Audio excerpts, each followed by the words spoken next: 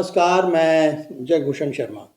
आज का वीडियो हमारा जो वर्तमान स्थिति है, जो देश की ताज़ा स्थिति है, जो बहुत नाज़ुक है, उस पर हम वीडियो बना रहे हैं। आप जानते हैं कि 22 अप्रैल 2025 को कश्मीर के पहलगाम में 26 सैलानी जो निर्दोष मारे गए थे आतंकवादी हमले के अंदर, उसके वेक में, उसके पीछे ये हमला जो कार्रवाई हुई है, सैन्य कार्रवाई हुई है, उसी के एवज़ में हुई है, यूँ कह सकते हैं आप।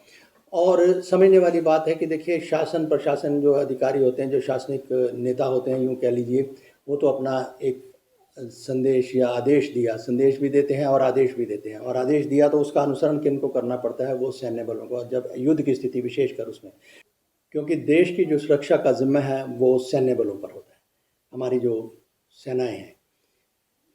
तो आप जानते हैं कि जो अगर हम सरकार की बात करें तो प्रधानमंत्री महोदय ने तो तीनों अधिकारियों जो सैन्य जो तीनों हमारी तीन सेनाओं के जो उच्च अधिकारी हैं, उच्चतम अधिकारी हैं, उनके समक्ष ये कह दिया था कि आप अपना टारगेट टाइम सब कुछ आप निर्धारित करें, हमारी तरफ से स्वतंत्र हैं और हमें पूरा भरोसा है आप पर। मैं उस चीज़ को अगर ध्यान में रख के कहूँ तो उनका काम वहीं तक पूरा हो गया और उसके बाद की जिम्मेदारी जो है वो हमारे सैनिकों पर आ जाती है।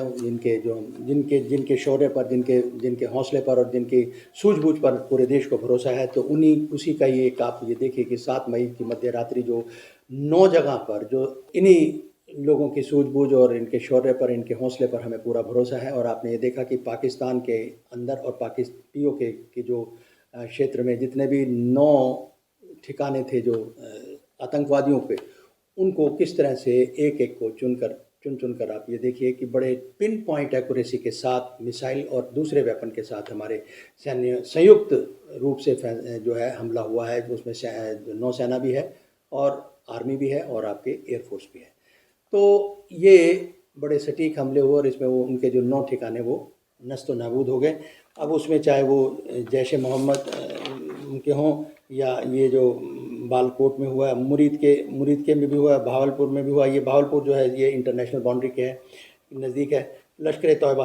तो ये सारे ऐसे बहुत सारे, वैसे तो एक बार किताब है, मैं अलग से बनाऊंगा इसके ऊपर, मेरे पास आतंकवाद के ऊपर ये किताब है, इसकी मैं पूरी ISI का आतंक, ठीक है, इसको लेकर मैं अलग से एक वीडियो बनाऊंगा। लेकिन आज के हम मुद्दे पर आते हैं और जो नाजुक स्थिति है देश की उसको हमने समझना है कि ठीक है, एक आम नागरिक तो इसको अति उत्साह में पता नहीं क्या क्या कर रहा है, ये तो मैं इस चीज़ का व्यक्तिगत तौर पर पक्षधर नहीं हूँ। खैर, हम आज एक लेख पर चर्चा करेंगे जो कि हसीबे दरबू साहब हैं। ये जम्मू कश्मीर के वित्त मंत्री रह चुके हैं, पूर्व, ठीक है जी, फॉर्मर जो फाइनेंस मिनिस्टर हैं। उन्होंने एक लेख लिखा है, मिलिट्री स्ट्राइक डिप्लोमेटिक गेन, यानी जो सैन्य हमला है और उसका हमें जो कूटनीतिक जो लाभ होगा वो क्या होगा, उस पर हमें समझना है।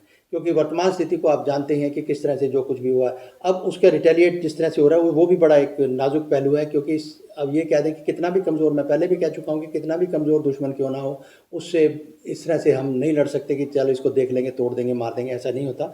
लेकिन उसके भी हमें जो है आफ्टर मैथ जो है हम भुगतने पड़ते हैं। और पुंछ क्षेत्र के आसपास जो खबरें आ रही हैं, ठीक है जी, उससे पता चलता है कि 15 लोगों की मौत भी हुई है, काफ़ी लोग घायल भी हुए हैं। 26 तो पहले चले गए, इसके जो एक्शन लिया गया उसके ऊपर, उसके साथ जो अब हमें जान माल का नुकसान हुआ है वो उसका आकलन अलग से होगा।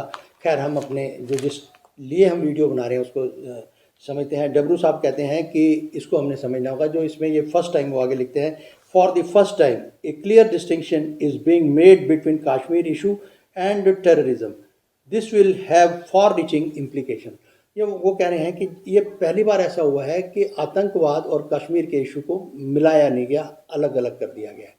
तो ये इसका जो दूरगामी प्रभाव होंगे, पहली बात तो इन्होंने ये कही। फिर उसके बाद वो कहते हैं कि कश्मीर के ऊपर बात करते हुए वो कहते हैं कि पाकिस्तान की एक आदत रही है, वो हमेशा छद्म युद्ध का उसने सहारा लिया। 1947 का हवाला देके वो कहते हैं कि किस तरह से वो जो कबायली आए थे उनको भाड़े के लड़ाकू हम कहते हैं कि जो आप कह सकते हैं मलेशिया कहते हैं, मलेशिया मिशनरी होते हैं, वो पैसे लेके लड़ते हैं। ऐसा हमेशा हो, अतीत में भी इतिहास भी है, चलो वो उधर नहीं जाते, हम इधर आते हैं।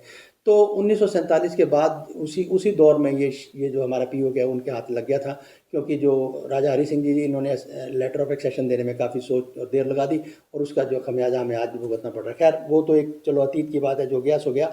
अब सवाल ये है कि अब 1965 में, लगभग 2.5 दशक के बाद का हवाला आगे दे के कहते हैं डब्ल्यू साहब कि क्या हुआ था कि उस वक्त भी पाकिस्तान ने यहाँ पर घुसपैठ की थी, इन्फिल्ट्रेशन किया और भारी मात्रा में किया। और उस वक्त इंसर्जेंसी यहाँ पर मतलब पूरा आप ये कह सकते हैं कि किस तरह का इन्होंने जो हालात पैदा कर दिए कश्मीर के अंदर, ठीक है जी, विद्रोह खड़ा कर दिया बाहर से, मतलब वो घुसपैठ करके। तो ये इसका अतीत है। उसके बाद 65 में लड़ाई भी हुई थी। 71 का तो मैं खुद, जो आप अगर गए हो इधर कभी, जो रावी नदी पर इनका जो हुसैनी वाला बॉर्डर है, क्योंकि एक तो अटारी बॉर्डर है, एक हुसैनी वाला है, तो हुसैनी वाला पर भी शाम को परेड होती है, जैसे अटारी पे होती है वैसे परेड, मैं वहाँ पे जा चुका हूँ। तो वहाँ हम हुसैनी वाला बॉर्डर पे हमें जाने का मौका मिला, कोई किसी जो मित्र थे उनके कोई जानकार थे, तो वहाँ पता ये चला कि ये पाकिस्तान की एक बड़ी आदत रही है अचानक और ये छद्म युद्ध करने की। 1971 में भी जैसे शाम को परेड ख़त्म हुई, परेड ख़त्म करके रावी का पुल आता है, रावी का पुल अभी लोग पार भी नहीं कर पाए थे, उन्होंने फायर कर दिया शुरू, और 1971 का युद्ध उधर से, मतलब जो हालात उधर पैदा हुए, ठीक है जी। और ये उस वक्त के वहाँ बताते हैं कि ऐसा भी हमला पाकिस्तान की तरफ से शुरू हुआ। अब यहाँ की स्थिति के बारे में वो कह रहे हैं कि ये जो अब अटैक हुआ है, इसमें सिर्फ एक सूत्रीय कार्यक्रम लिया गया है कि आतंकवादी हमला हुआ है और आतंकियों के ठिकाने पर हमने निशाना उनको बनाया है, हमने सिविलियन को या किसी मिलिट्री उसके ठिकाने को या उनकी इस्टेब्लिशमेंट को, मिलिट्री के इस्टेब्लिशमेंट को नहीं छेड़ा।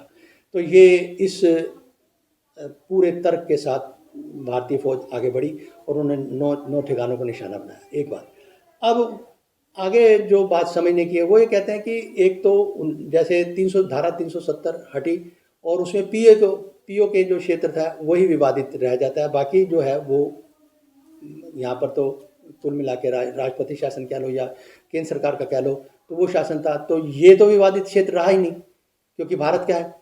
तो जहाँ पर भारत की हुकूमत है तो वो तो क्षेत्र भारत का है, पीओके वाला वो विवादित था। हमला वहाँ पर भी नहीं हुआ, हमला हुआ है पहलगाम में। पहलगाम एक स्वतंत्र है, वो भारत का क्षेत्र है, और वहाँ पर हमला जो इन्होंने किया आतंकियों ने, ये गंभीर बात है। और ये एक ऐसा लॉजिक है कि जहाँ पर हमें कोई ज़रूरत नहीं है कि हमारे पास सबूत हों या ना हो, ये सीधी सीधी बात है कि हमारे घर पर आकर उन्होंने जो शरारत की आतंकियों ने, वो काबिल बर्दाश्त नहीं है, उसको नहीं बर्दाश्त किया जाएगा। तो इस आधार पर जिस सूझबूझ के साथ हमारे सैन्य बलों ने कार्रवाई की है वो उचित है, ठीक है। ये तर्क है, इसे समझने, क्योंकि आमतौर पे होता क्या है कि जिस तरह से पीछे हुआ था, मैंने भी सवाल उठाए थे कि अभी क्योंकि आतंकी तो पकड़े नहीं गए। ये अलग बात है कि आज खबर एक छपी, मैं देख रहा था कहीं पे कि भाई उन्होंने बताया कि क्या रूट है, उन्होंने कैसे कैसे उन्होंने जो है कुछ खड्डे या कुछ खाइयाँ वाइयाँ खोदी हुई हैं जंगलों में, क्या क्या है, वो अलग बात है। उससे अब देखेंगे, पूरी रिपोर्ट को पहले समझ के फिर आपसे जानकारी को साझा करेंगे, वो अलग बात है। लेकिन 13-14 दिन बीत गए और इधर से ये हमला, देश की जो स्थिति है वो भी बहुत बिगड़ गई, एक बार की सी स्थिति पैदा होगी। तो ये मोटे तौर पर इन्होंने जो हसीब डब्बू साहब हैं, जो कि जम्मू कश्मीर के पूर्व आप कहें कि वित्तीय मंत्री रहे हैं, फाइनेंस मिनिस्टर रहे हैं, उन्होंने जानकारी दी है कि ये बहुत बड़ी बात है कि एक हमला जो हुआ है ये फ़ौज की सूझबूझ से, कहिए पूरी जो हमारे सैन्य बल हैं, जो सशस्त्र बल हैं, इनके सूझबूझ से इन्होंने किसी तरह की मिलिट्री या पाकिस्तान के किसी सिविलियन को या किसी उनको नहीं छेड़ा। सीधी सीधी बात है कि 9 ठिकाने जहाँ पर ये इनके जो ट्रेनिंग हुई थी, इसके ऊपर मैं कुछ तस्वीरें दिखाऊंगा, ये इस किताब मेरे पास है, किस तरह से इनको ट्रेन किया जाता है वो हम दिखाने की कोशिश करेंगे आपको। और ये बड़ा एक सॉलिड ग्राउंड है। तो ये जानकारी जब हम पढ़ते हैं तो हमें पता चलता है कि कहाँ पर जो तर्कशील हो सकता है आदमी। तो यहाँ हमें तर्क देने की ज़रूरत नहीं, कोई सबूत देने की ज़रूरत नहीं कि हमारा जो क्षेत्र है कश्मीर, जहाँ धारा 370 हटी हुई है, जो जिस पे हमने ये माना है कि 370 जहाँ पर हमारे के जो शासन है, उस क्षेत्र में आकर इन्होंने जो आतंकी हैं, इन्होंने ये छद्म युद्ध ही है दूसरे रूप में जिसे कहते हैं, ठीक है जी, प्रॉक्सी वॉर जिसे हम बोलते हैं। तो ये हमें जानकारी इससे हुई। इससे आगे की भी जानकारी हम आपसे साझा करेंगे, क्योंकि ये बहुत महत्वपूर्ण आर्टिकल लिखा गया है। तो हमारे जो समय सीमा हमें जो मजबूर करती है कि हम अपनी सीमा को एक्सीड ना करें। चलते चलते एक शेर है जो मैं आपसे साझा करना चाहूँ, वो सबके ऊपर है, हमारे और आपके ऊपर भी, सभी के ऊपर ये आता है कि ये ख्वाजा मीर दर्द हैं हुए हैं उनका है। तोहमतें चंद अपने ज़िम्मे धर चले, तोहमतें चंद अपने ज़िम्मे धर चले, किस लिए आए थे क्या हम कर चले, ज़िंदगी है या कोई तूफान है, ज़िंदगी है या कोई तूफान है, हम तो इसे जीने के हाथों मत चले। तो आज के वीडियो में जो हम जानकारी आपसे साझा करते हैं वो आज इतना ही। फिर मिलेंगे। नमस्कार।